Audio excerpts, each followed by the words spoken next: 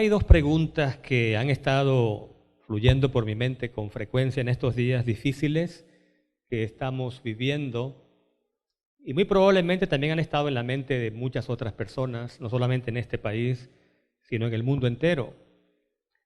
La primera pregunta es más bien de tipo general y es esta: ¿cómo pudo ser que de una manera tan brusca, tan radical, nuestra vida cambió en tan poco tiempo? No es que 4 meses atrás la vida era perfecta, pero se desarrollaba con normalidad, altos y bajos. Pero ahora todo ha cambiado. Y no solamente en este país, sino en el mundo entero. La segunda pregunta es de naturaleza más específica y es la que se hacen los cristianos, como es el caso mío. Y es esta: ¿qué hacemos como cristianos cuando cosas como estas ocurren? Cuando la crisis golpea de una forma tan brusca, tan severa y tan repentina. O como un autor diría, ¿qué hacer cuando nuestras aguas se tornan amargas? Vamos a intentar algunas respuestas, comenzando por la primera. Como es una pregunta general, la respuesta también es general. Y la provee un autor, su nombre es Frederick Meyer. En uno de sus muchos libros, él escribe algo que da que pensar. De hecho, es una cita bastante interesante. No la voy a citar textualmente, la voy a parafrasear, pero dice Meyer: nuestras alegrías y tristezas viajan por caminos muy cercanos. En un momento estamos entonando el canto de victoria a orillas del Mar Rojo, cuando de repente nos encontramos frente a las aguas amargas de Mara, las aguas del dolor y la desilusión. ¿Qué cita tan apropiada? Voy a repetir, él dice que nuestras alegrías y tristezas viajan por caminos diferentes, pero son dos caminos muy cercanos. Vamos por el sendero de la alegría y el gozo, cuando de repente, sin previo aviso, estamos en el sendero de la tristeza. Y él usa como imagen el ejemplo de la experiencia del pueblo de Israel. Porque si usted va, y si tiene una Biblia en la mano, por favor, busque en el libro del Éxodo, el capítulo número 15, muy conocido. Si usted lee el principio del capítulo 15, va a encontrar que comienza con Moisés y el pueblo de Israel entonando el canto triunfal. Después de que los israelitas cruzaron el seco en el Mar Rojo, y cuando los ejércitos de Faraón intentaron cruzar, pues simplemente fueron destruidos.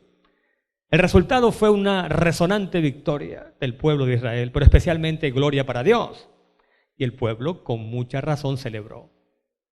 Pero es aquí donde la cita de Meyer cobra sentido, porque avanzando un poquito en el relato, capítulo 15 del Éxodo, dice a partir del versículo 22 que Moisés entonces condujo a Israel del Mar Rojo al desierto de Shur. ¿Y cuántos días dice allí que ellos anduvieron de camino? Apenas 3 días. Solo 3 días desde que entonaron el canto de victoria, celebrando el cruce del Mar Rojo en seco. El versículo 23 dice que llegaron a una localidad llamada Mara, pero no pudieron beber agua porque las aguas eran amargas. Y bueno, para variar, diríamos que el pueblo entonces murmuró, como siempre lo hacía, y murmuró contra Moisés. Y dijeron, versículo 24, ¿qué hemos de beber? Y aquí la respuesta a la segunda pregunta que hicimos. ¿Qué hace el cristiano cuando se presentan crisis de esta magnitud como la que estamos viviendo? ¿Qué hizo Moisés? Versículo 25 dice, y Moisés clamó al Señor. Ahí está la respuesta a la segunda pregunta. ¿Qué hacer cuando nuestras aguas, que eran dulces, se tornan amargas? ¿Qué hacer cuando nuestra vida cambia? Y ahora está en peligro no solamente el trabajo y el sustento de la familia, está en peligro incluso la salud y la vida. ¿Qué hacer? Bueno, mientras algunos critican o hacen la sempiterna pregunta de por qué, y dónde está Dios, y preguntas similares, Moisés, dice el relato, clamó al Señor. En otras palabras, él llevó el problema a quien ya había demostrado con anterioridad que tiene respuestas para cada problema. Y Dios no le falló, porque dice el mismo versículo 25, y él le mostró un árbol, es decir, el Señor, que Moisés echó en el agua. ¿Y qué ocurrió? Dice, y el agua se endulzó. Esto, por supuesto, es una especulación. Me pregunto, ¿qué ideas estarían cruzando por la mente de Moisés? Cuando el pueblo tiene sed, comienza a murmurar, las quejas cada vez se elevan más de tono, ya él ha sido testigo del poder de Dios. Probablemente Moisés, digo probablemente, tenía en mente que el Señor haría un milagro portentoso, del mismo estilo de los milagros que ellos presenciaron en Egipto. Pero aquí, esta va a ser la primera lección nuestra, pero antes de mencionarla, he aquí que el Señor tenía un recurso que Moisés ni siquiera imaginó. Dice que tomó un árbol, probablemente era un arbusto, y el Señor indicó a su siervo que lo echara en el agua. Un elemento ordinario, común de la naturaleza, el Señor lo usa para endulzar las aguas y así salvar la vida de todo un pueblo. ¿Cuál es la primera lección? Bueno, yo no he leído una cita más elocuente y más precisa que esta que encontramos en el libro El deseado de todas las gentes, y la página para el que tenga esta versión de la Biblioteca del Hogar Cristiano es la 297. Dice allí, bueno, vamos a leerla del libro directamente. En toda dificultad, Dios tiene un camino preparado para traer alivio. En cada dificultad. No es que en unos casos sí y en otros no. Y la parte que más me gusta de esta cita, que es una de mis favoritas, dice, nuestro Padre Celestial tiene para proveernos de lo que necesitamos 1000 maneras de las cuales no sabemos nada. ¿Cuántas maneras? ¿Cuántas maneras? Bueno, ahí dice 1000, pero eso es una forma figurada de decir que los recursos de Dios son ilimitados, infinitos. Tiene uno para cada dificultad. Y si la dificultad es de gran magnitud como esta que estamos viviendo en carne propia, Dios sabrá qué recurso usar. Nuestra parte consiste en confiar, como veremos más adelante. ¿Cuál es entonces la primera lección? Bueno, vamos a ponerla de esta manera. La primera lección es que Dios es soberano y que tiene infinito poder y que Él decide, de acuerdo a su voluntad, qué es lo mejor para cada dificultad. Pero lo importante es que tiene soluciones para cada caso, no importa cuán difícil sea.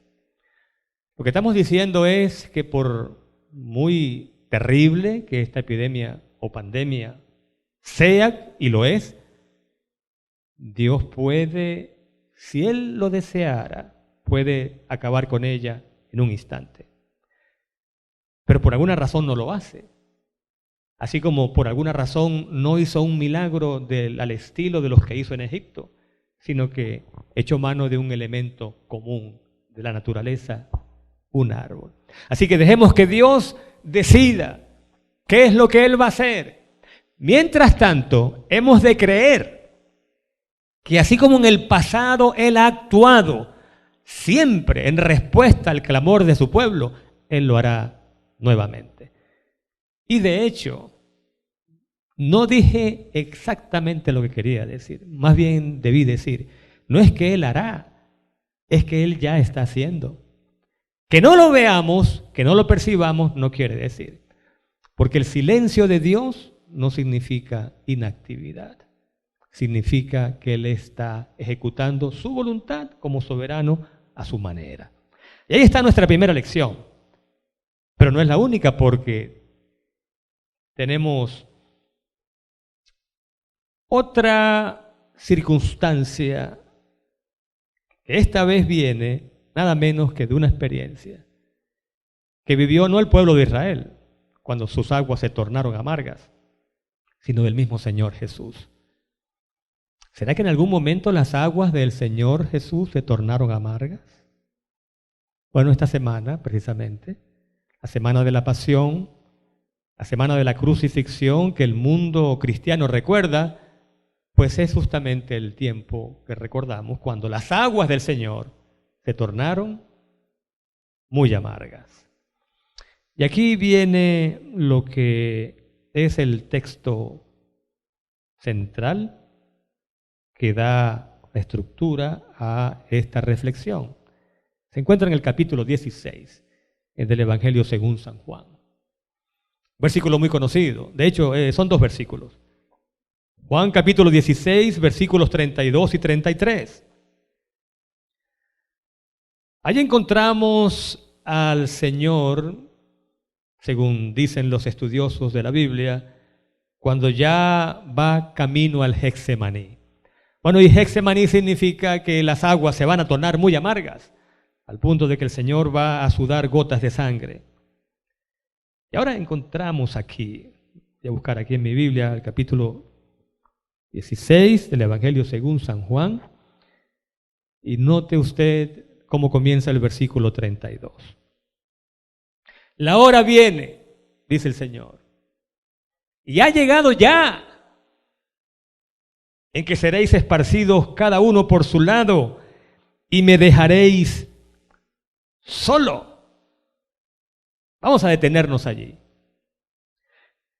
En repetidas ocasiones encontramos en los evangelios que el Señor dice, mi hora no ha llegado. ¿Recuerdan? Mi hora no ha llegado.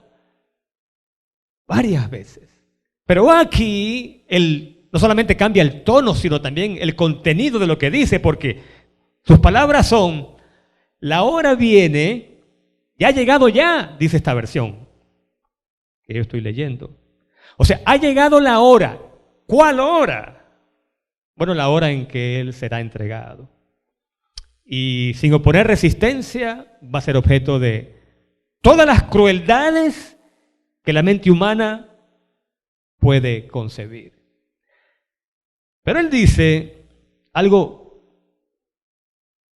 que podríamos considerar nuestra segunda lección. Ustedes me van a dejar solo, dice Él. Pero yo no estoy solo, dice. ¿Cómo puede ser que Él va a ser dejado solo o lo van a dejar solo, pero no está solo? Bueno, la explicación viene justamente donde me detuve. Pero no estoy solo. ¿Por qué? Porque el Padre está conmigo. Ahí está la segunda lección. El Señor sabe lo que le espera. No es sorpresa para Él hasta dónde puede llegar la maldad humana. Pero Él dice, parecerá que estoy, es lo que está diciendo, parecerá que voy a estar solo, pero no lo voy a estar. Él ha aprendido a estar en comunión con su Padre. Y Él sabe que nunca va a estar solo. ¿Cuál es la lección? Para nosotros la lección es muy sencilla, quizás a veces difícil de aplicar, porque cuando todo está bien, sí pensamos que Dios está con nosotros. Pero cuando las aguas se tornan amargas, entonces nos sentimos solos y comenzamos a cuestionar eso de hasta dónde llega el amor de Dios. Pero hay aquí un versículo para recordar.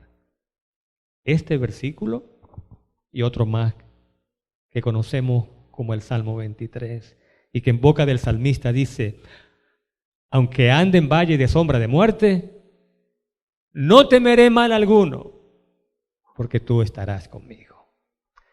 Aunque ande en valle de sombra de muerte. ¿Algún parecido a lo que está ocurriendo hoy? Vamos por las calles o entramos a un supermercado, sentimos que la muerte está en el ambiente. Nunca pensamos que viviríamos algo así. Pero la segunda lección dice que no importa dónde estemos, ni cuán difíciles sean las circunstancias en las que nos encontremos, nunca estamos solos. El Señor está contigo. El Señor está conmigo. Alabado sea su nombre. Pero hay una tercera lección aún. Hay que seguir leyendo. Porque en el versículo 33, una verdadera joya.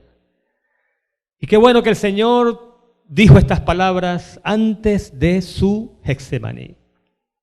Estas cosas os he hablado para que en mí tengáis paz. En el mundo tendréis aflicción.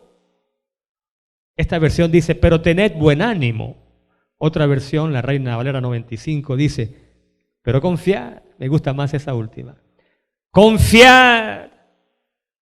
Porque yo he, ¿qué cosa? Yo he vencido al mundo.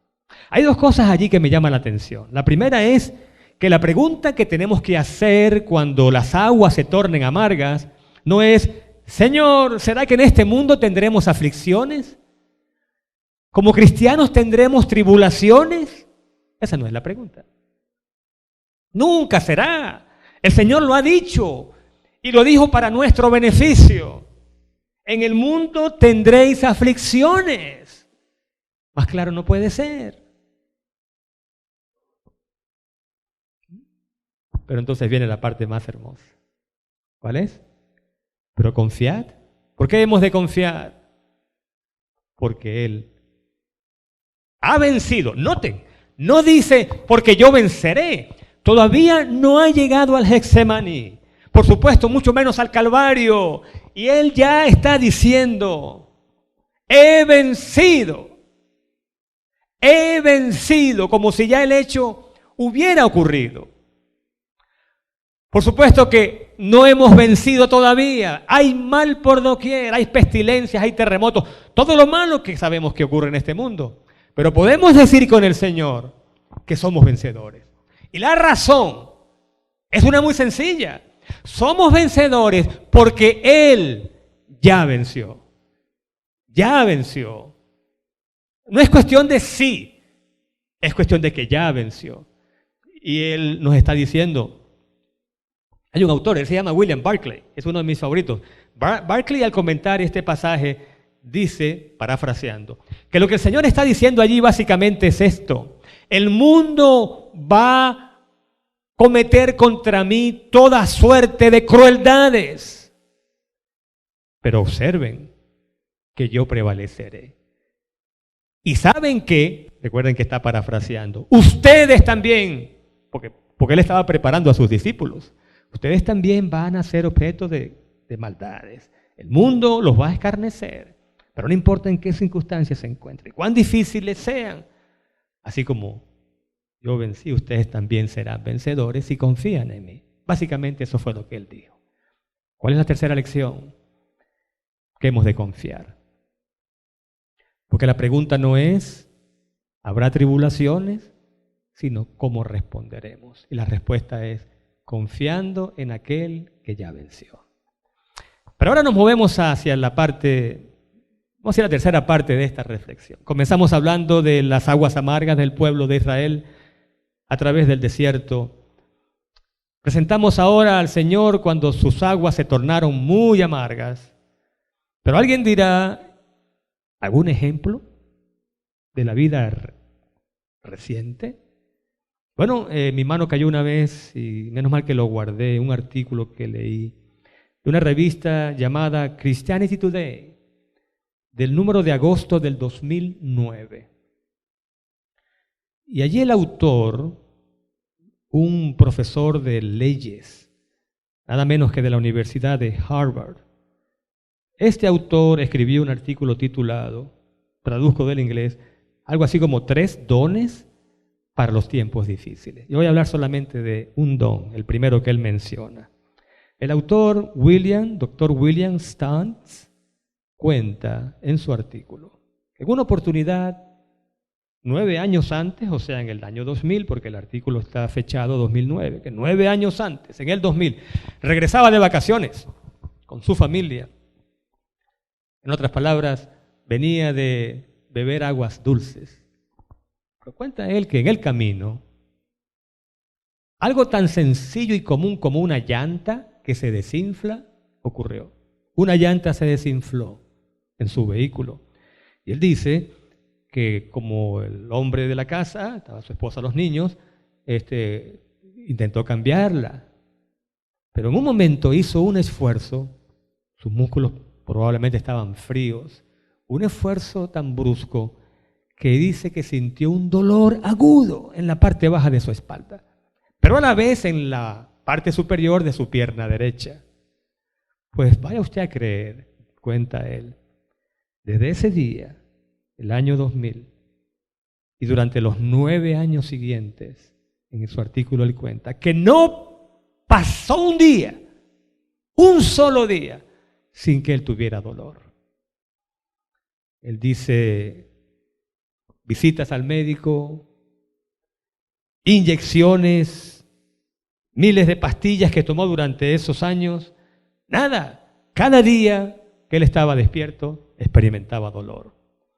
Pero allí no terminó todo, porque él dice que en febrero del año 2008, en una consulta médica común, de rutina, le encontraron un tumor en el colon. Y apenas un mes más tarde, marzo del 2008, le encontraron tumores en los pulmones.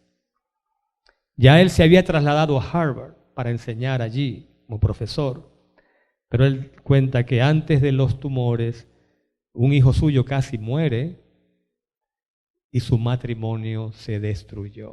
O sea, el hombre no dejó de beber aguas amargas durante muchos años.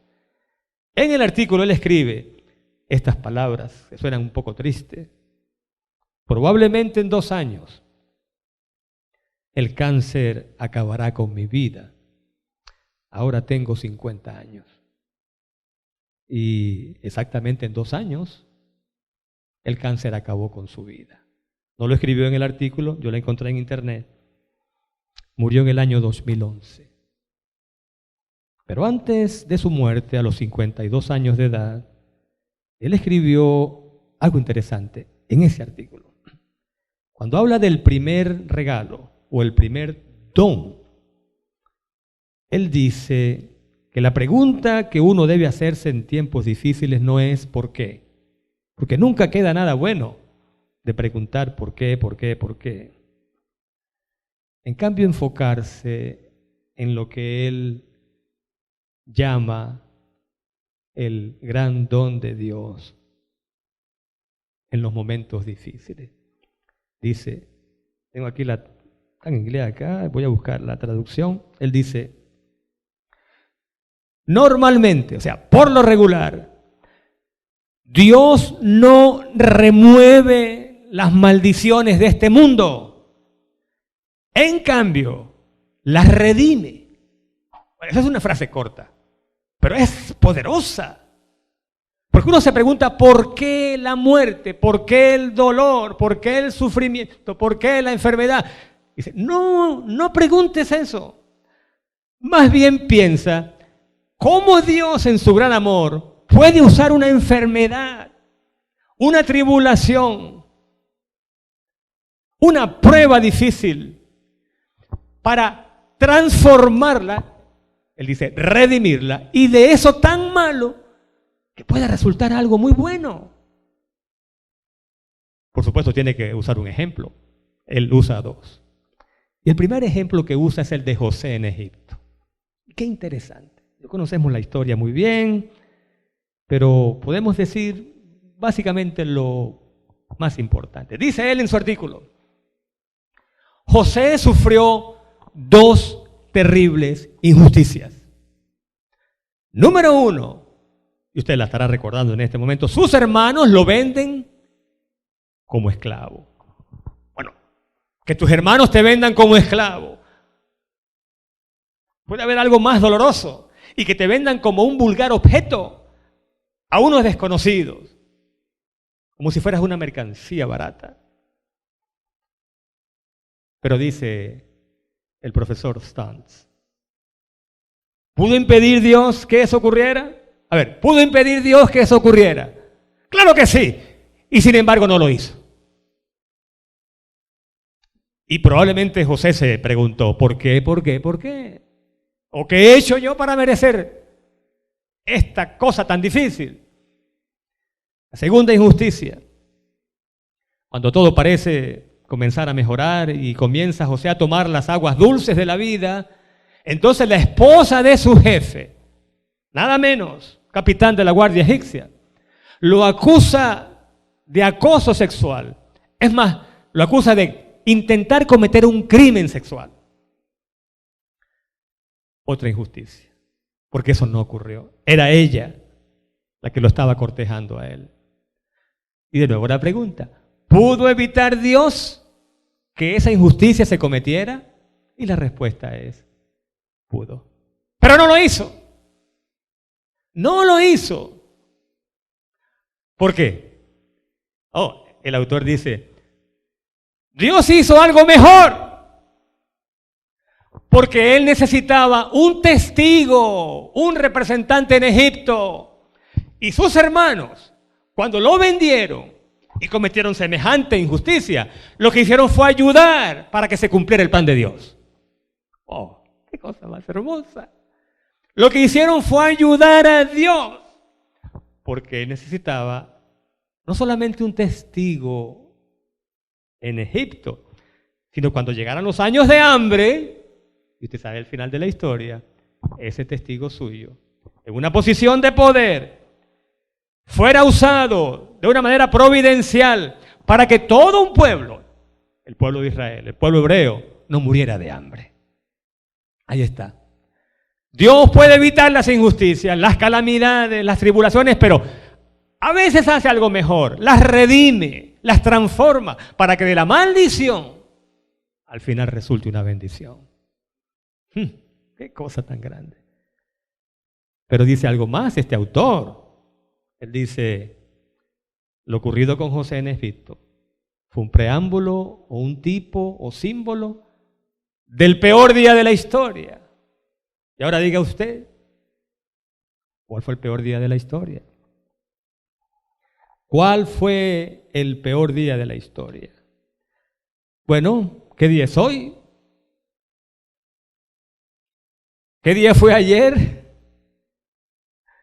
El viernes, que en inglés dicen Good Friday. ¿Good Friday? ¿El viernes bueno? ¿Cómo puede llamar a alguien bueno a un día en el cual el Hijo de Dios, el ser más noble que ha pasado por este mundo, murió después de haber sido objeto de todo tipo de crueldad y de humillaciones? Oh, pero entonces, cuando uno lo analiza bien, uno encuentra que el peor día de la historia, en realidad, resultó ser el mejor. Dos poderes terrenales.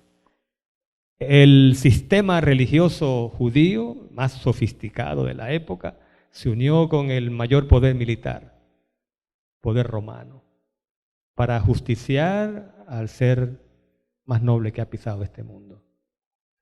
Durante 2 días parecía que el reino de las tinieblas se había salido con la suya. Pero entonces vino el tercer día. ¿Y qué pasó el tercer día?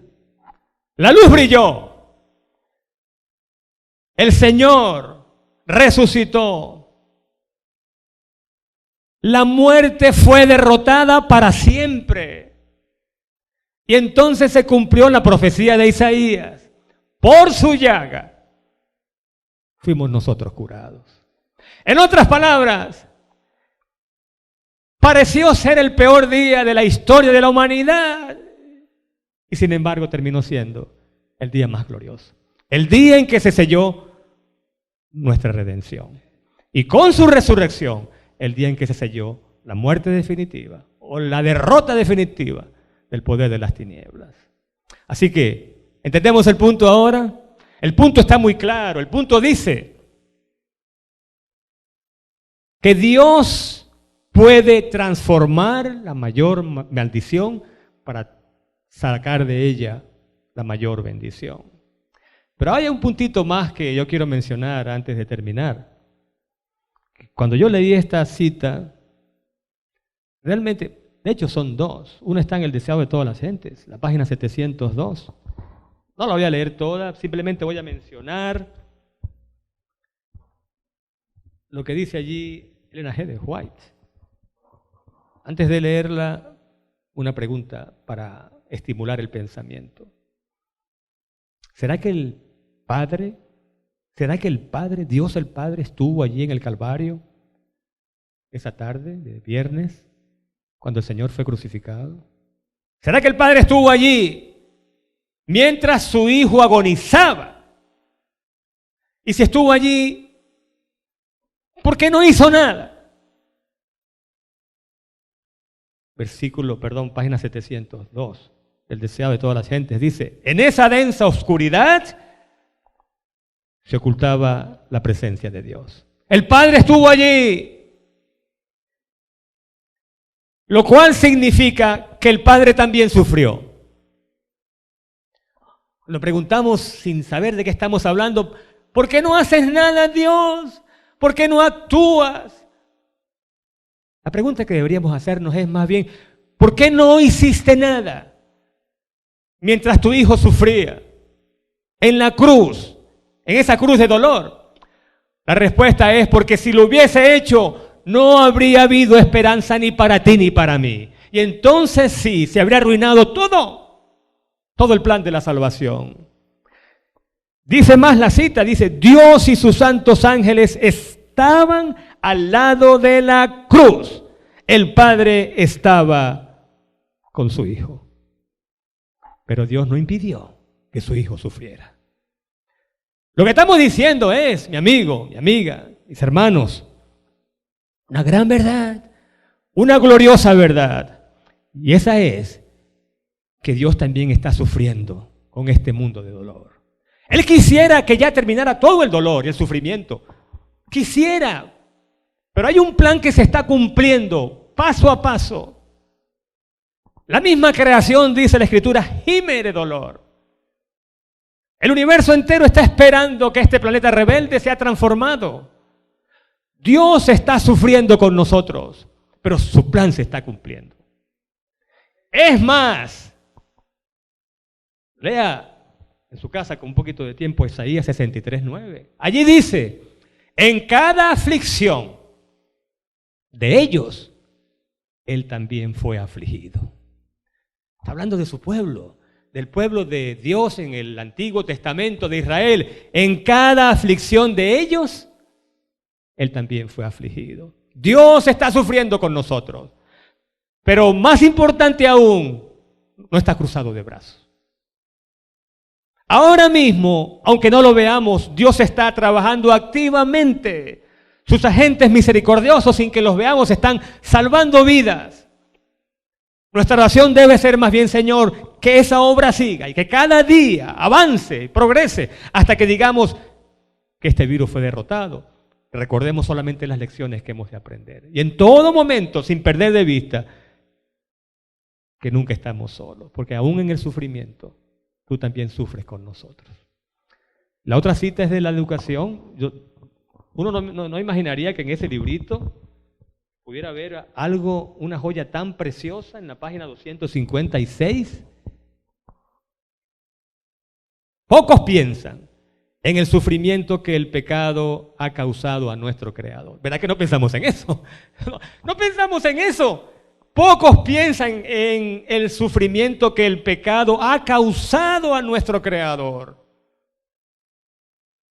Todo el cielo sufrió con la agonía de Cristo.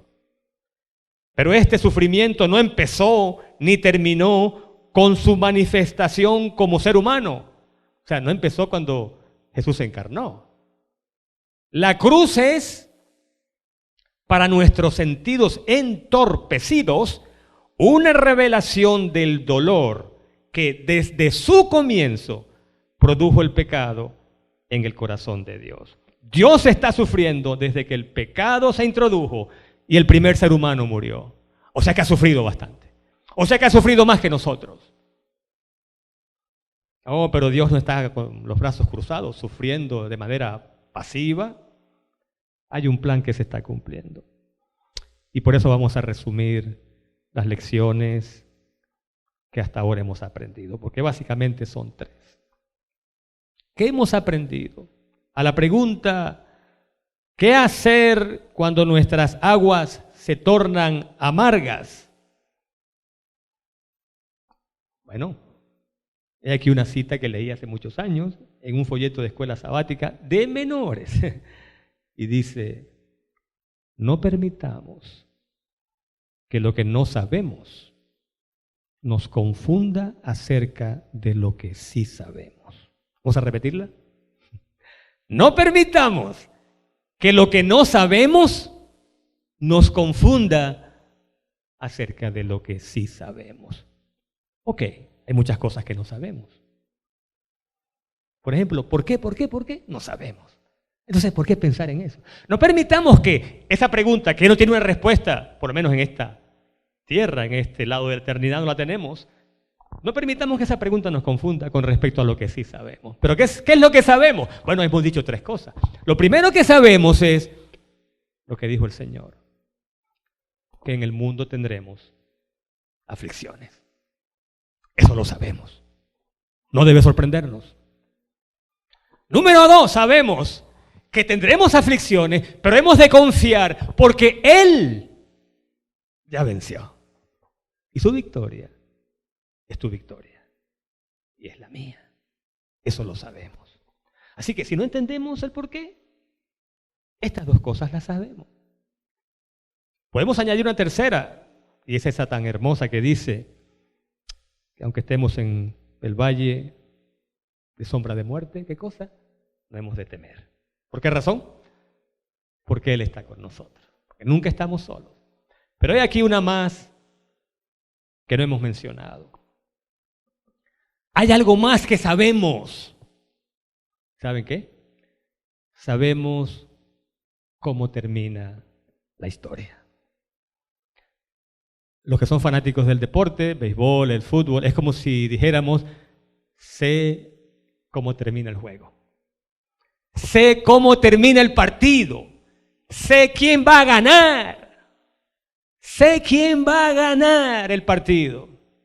Y aquí echamos mano de un relato muy bonito que leí en la revista Adventista, un artículo de Bonita Joyner Shields.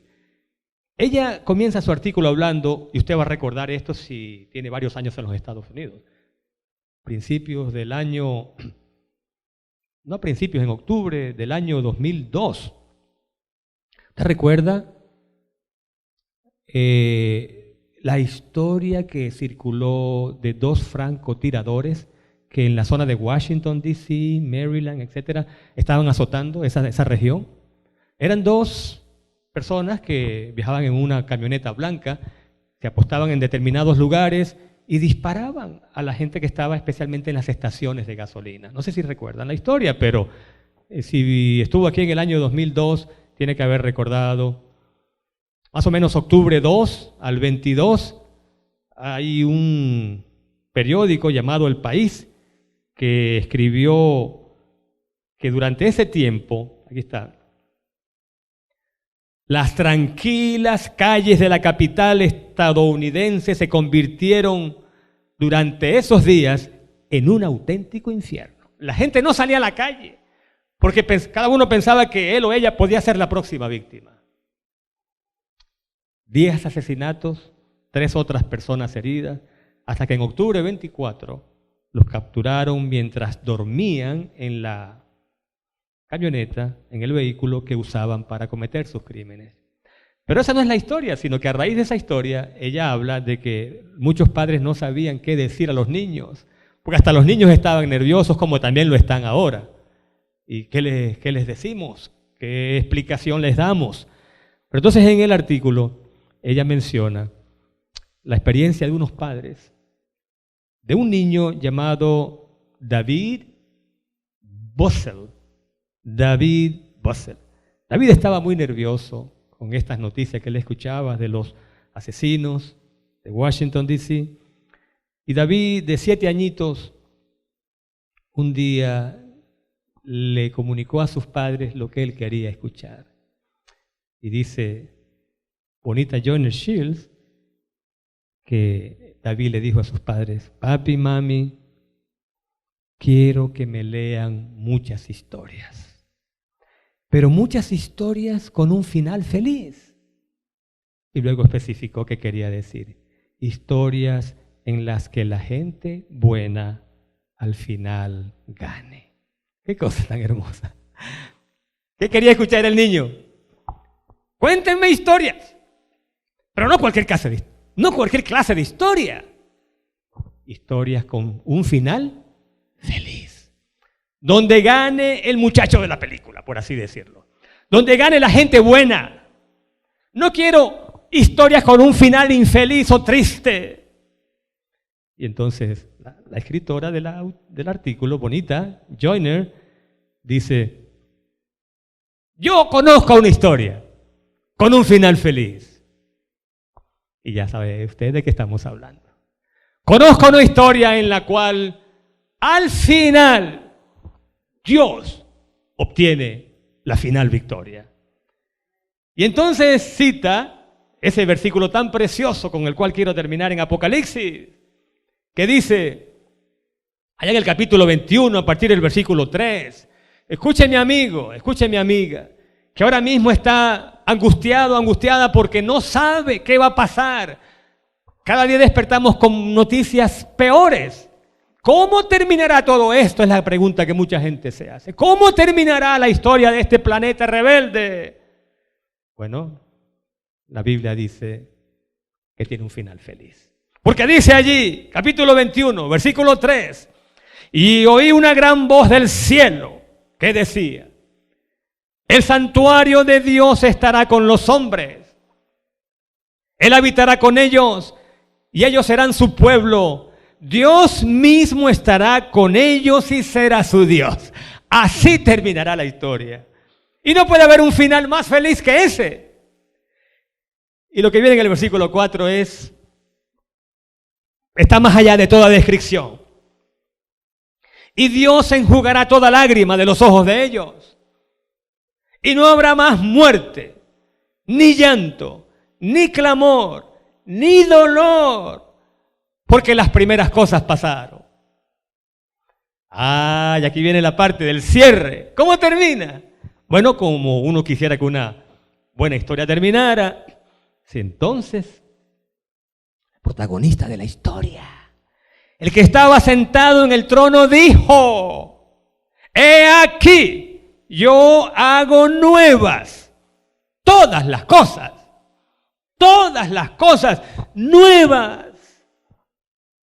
Y escribe: porque mis palabras son ciertas y verdaderas. Nuevas todas las cosas. No más enfermedad, no más llanto, no más muerte, no más malos recuerdos, no más plagas, no más pandemias. Pero no voy a dejar fuera el versículo 6, porque hemos estado hablando de aguas amargas. Y me dijo: hecho está. Yo soy el alfa y la omega, el principio y el fin. Al que tenga sed, le daré gratis de la fuente del agua de la vida. No más aguas amargas, no más. ¿No es esto glorioso? Si ahora mismo tus aguas se han tornado amargas, piensa que la historia pronto va a llegar a su final. Y el final no puede ser más feliz, porque es el final de un Dios que por fin también dejará de sufrir. Y su creación también dejará de sufrir. Y habrá esa gran reunión con los santos de todas las edades. Seremos su pueblo, Él será nuestro Dios, enjugará de los ojos de nosotros toda lágrima. Y dirá: y aquí todo es nuevo. Y agua suficiente. Pero no aguas amargas. Aguas de esas que saltan para vida eterna. ¿No es esto maravilloso?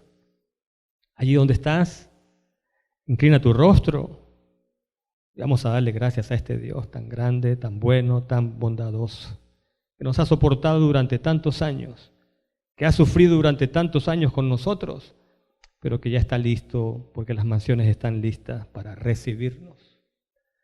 Querido Padre nuestro que estás en los cielos, Señor, en esta hora de tristeza, de dolor, de sufrimiento en el mundo, cuando estamos bebiendo estas aguas tan amargas, oh Señor, cuán grato ha sido escuchar de tu santa palabra estas grandes noticias.